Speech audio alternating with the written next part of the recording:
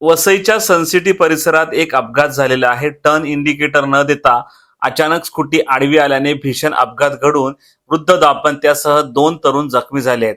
रात्रीच्या सुमारास हा अपघात घडलेला आहे. या अपघातात वृद्ध दाम्पत्याने कोणताही इशारा न देता रस्त्याच्या मध्यभागी स्कूटी वळवल्याने मागून येणाऱ्या मोटरसायकलची जोरदार धडक बसली.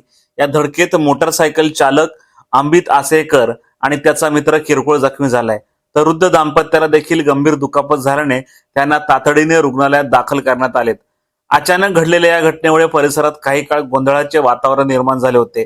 दरम्यान वाहन चालवताना इंडिकेटरचा वापर व वाहतूक नियमांचे पालन किती महत्वाचे आहे याची जाणीव करून देणारी ही घटना आहे. माझं नाव अमित आसवेकर आहे. माझ्या बाईकचं नाव TVS रॉनिन 225 आहे. मी नॉर्मली इकडे 60-70च्या स्पीडने जात होतो आणि ते अंकल आंटीनी अचानक विदाउट इंडिकेटर टर्न मारला आणि ते मध्ये थांबले. येऊन टर्न पण नाही मारला, मध्ये येऊन थांबले. तर आमची ब्रेक एवढी लागली नाही हँडलिंग, कारण ती स्पीडमध्ये होती आणि त्यांनी इकडे येऊनच टर्न मारला इकडे आणि आम्ही इकडे होतो.